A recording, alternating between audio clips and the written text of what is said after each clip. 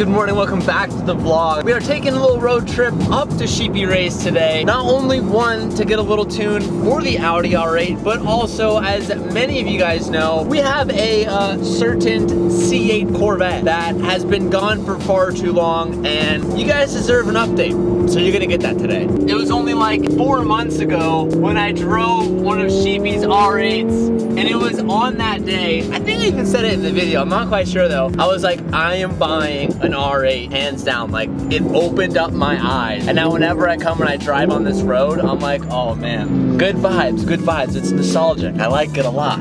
Today we are visiting the home of the Audi R8 platform.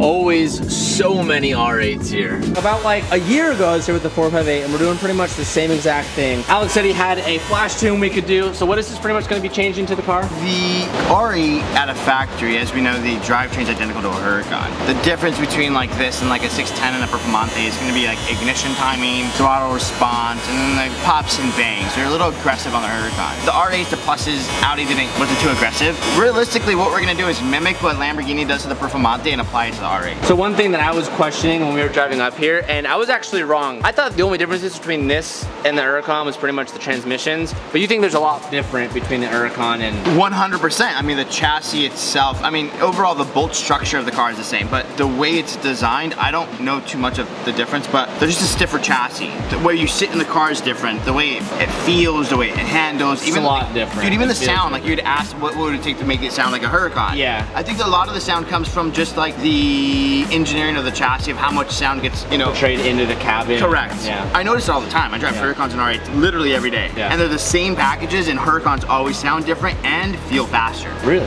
Oh dude, yeah. The Huracans, because I'm used to R8, it's really smooth linear power. Yeah, I don't feel like this car's that fast. And even when it does make big power, well, the red one scared you, huh? Well, that one was boosted. This is stock. But even boosted, did the red one scare you? Yeah. Yeah, that's the first one I drove. Right. Are you kidding me? I was screaming like a girl. That's what made me buy this car, was that car. Oh man, they're great, right? Stock, I don't really feel like this car is too fast, all things considered. But again, my like tolerance is a little bit different as a lot of other people. But for you too, like you drive around boosted every day. So like, this probably feels slow as to you, but... Here's the thing, I'm able to adapt. I feel like my brain will know it's a naturally aspirated car, so I'll still enjoy it. You still enjoy it, but it's fair. Not the same. Okay. You know, but I get so used to driving turbo cars that when I do jump in a naturally aspirated car, I'm like, holy shit, it's different. Yeah. So this tune that you're doing on the R8, you offer this for sale online? Yeah, sheepytune.com. So we created another division of, you know, Sheepy Race, the umbrella. You know, as we know, we specialize in the V10 stuff, but we started another division of flash and OEM ECUs. So everything from like factory ECUs on these, to McLarens, to Mercedes, to BMWs, everything. So, and it's all done online. All right, Mr. R8 expert. You have a 2017 Salvage title, rebuilt by yours truly, R8. I bought it for $79, okay? What do you think I'm into the car, and how, like, what do you think I'm into right now? Full pop or your price on parts? Oh, shit. Okay, excluding all the carbon bits, as if that was all stock. So you getting it running in OEM matter? Yeah. 79, 90? Well, that's a really good guess, 90. It only costed me like 12 grand to get it back 100%. Did you clear all the lights on the dash? Yeah, it cleared, everything cleared itself. It cleared itself? Everything cleared itself. Once everything went back to normal, everything cleared itself. What was the hardest thing you had to replace and figure out? Probably doing the rear, but I asked you those questions. You did? With all of these cars and toys inside the shop, it's no secret that we have a very nice security system, making sure everything is protected at all times. And that's why we use Ring. Ring is an at-home security system that allows you to keep a ring of security around your home, from using things from smart outdoor lighting to indoor cameras, outdoor cameras. Ring also has a downloadable app for your phone, so you're able to tune into all your cameras at any moment of the day and get a live feed of what's going on. The cameras also record to a cloud every time there is movement, so at any point of the day, if you get a notification on your phone, you're able to go back to that footage and replay and watch what was previously recorded. And by being a viewer of this channel, Ring is giving you guys a special offer right now on the Ring Welcome Kit, which includes a Video Doorbell 3 and a Chime Pro, which is all you need to start a ring of security around your home today. Click the links down below to take advantage of this opportunity so you don't miss out. Thank you so much for Ring for being a partner of the channel, and now let's get back to today's video. A question that I've gotten a million times in the last month and a half, that I literally see every single day, that you comment in every single YouTube video on every single everything, is right here. Everything plumbing wise, wiring wise is complete. The car needs to be dynoed and it needs to be tuned to the ability that we can tune it, which I'm not gonna act like I know all the details and stuff, because I don't believe the ECU was unlocked on this, and I think Alex has some tricks up his sleeve. but we are gonna fire it up. We're gonna actually let it idle. When they key it on, we're gonna hear the pumps go on. One of the biggest issues that the car has had is getting the scavenge pumps for the turbos to feed correctly to make sure the turbos are actually getting oil. I don't wanna speak for Alex on this, but from what I've been able to gather and what I can remember. I'm so sorry, everybody. I know you guys hate me. I'm so sorry.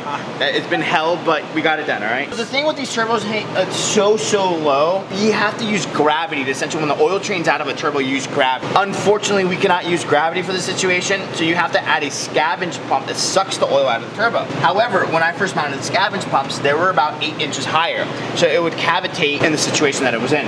And then on top of that, the relay that you need is a time-based relay, so when the car shuts off, it's still running and sucking all the oil out. Because realistically, what we don't want is oil backing into the center cartridge, because what then happens, it pushes through the bearings, it goes into the turbine wheel, the compressor wheel, and then we smoke. And that is not what we want, and that's what everyone experienced, all the first people that were doing them. Thank you to Amelia, by the way, for giving me lots of information. If it wasn't for her, I mean, I still would have figured it out, but they went through all that hell, and I just kind of poked her brain, so I kind of owe her now for this one, so I'm sure she'll use a favorite card later. Yeah. But so now that we got everything good, we spent some time wiring everything, and if the relay triggers and everything's good right now, we're gonna do the initial fire up. So we'll fire it up and go over everything, heat soak everything, and if all goes well, then in a couple days we could jump on the dyno and take our time and have some fun. Now, as you guys know, by the way, again, apologize for the last video, I am going to talk about something with my dyno. My dyno, when I first bought it, it's Mustang dyno. They released a new software, okay? And the new software, I was probably one of the first 5 that had it. And when I bought the dyno 2.5 years ago, I bought it just to tune the V10 platforms that we do. So I quickly realized how much power they made on my dyno. They make about 400 stock. I used it as a tool to compare cars online. Now, when you run it in rear-wheel drive, such we did as this, it reads higher. So that number was inflated, and it's because I never edited the software. I didn't care to update it. Well, long story short, there was like 2 years of updates I needed, and because of the errors of this vehicle, we did take the time to calibrate it and make it right, so it will see realistic numbers now. So.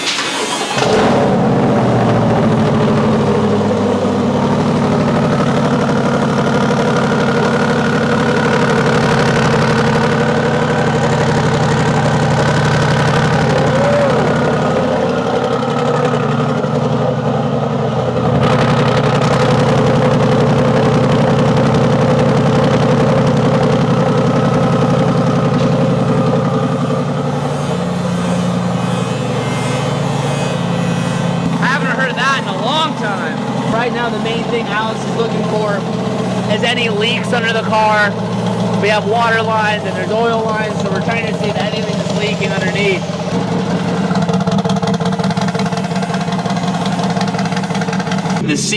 I almost just called this a C8. The R8 is officially done. The tune is installed. That flash tune takes forever. So we should have about 30 more horsepower, Alex said. But the biggest thing is it's gonna be better throttle response. We're gonna get a low tune on the transmission. And also he said he made the burble as aggressive as he's able to. So it should be a little more aggressive because before it backfired a little bit, but it wasn't enough to my liking. So we're gonna go out for a rip, see how it sounds. I'm very excited.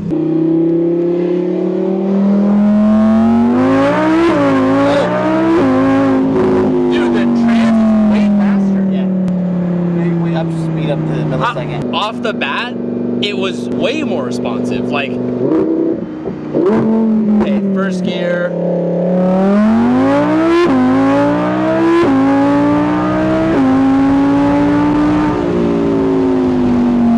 Wow. Dude, it's so much, like the throttle is way more different. Yeah, it's way more responsive. For being only 30 horsepower more, that's much faster. On naturally attribute, 30 horsepower goes a long way. Like, long way. Damn. Yeah, that's the biggest thing that I noticed is that I feel like on the top end, on like when you shift, it's just like, I don't know, I don't want to say it's faster because I can't obviously get, yeah, it's a little more crisp. Yeah. Like that. It's pretty clear. Yeah, like that to me, the second to third is where I really feel it. Like, it's way different. Okay, so actually just a quarter mile down the street from where Sheepy is. You want to say what you have going on here? Yeah, so it's just this barbershop. It's a very high-end barbershop that we've created to kind of enjoy a good moment when you get a haircut. So if you kind of notice it, kind of resembles kind of what we do at Sheepy Race, right? Really fancy Yeah. So I'll let you decide. And as you guys know, I love getting my hair cut. So he was like, dude, you have to come down and get your hair cut. And I've seen this place on Instagram. I'm gonna tag it here. If you're in the Murrieta area, definitely check this place out.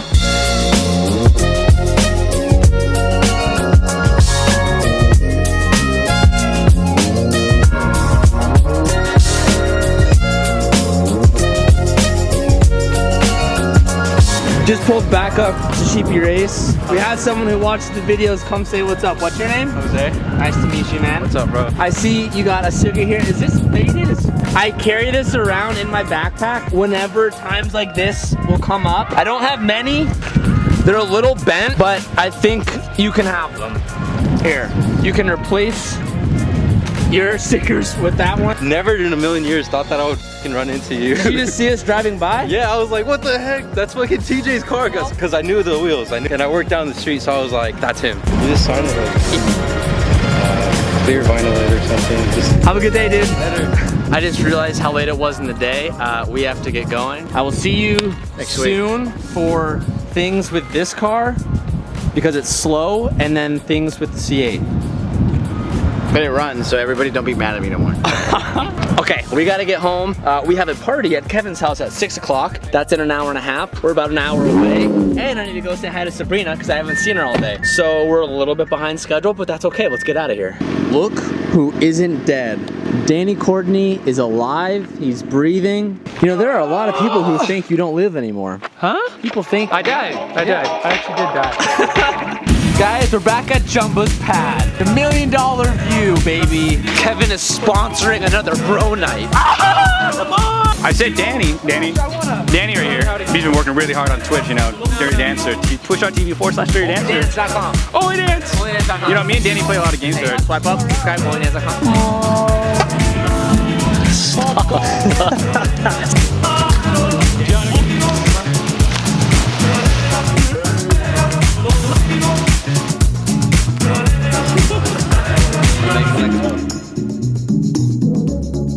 Had a little hot tub session with the boys. It's always good to hang out with everyone. Now we're going home. Your boy's sleepy. A little cold start for the neighbors. Hello.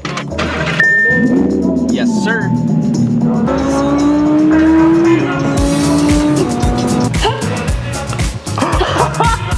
Hey, buddy. What's up, dude? Like that? Louis, did you like those doggos? All right, guys, thank you so much for watching today's video. I will see you tomorrow. Peace out and keep moving forward.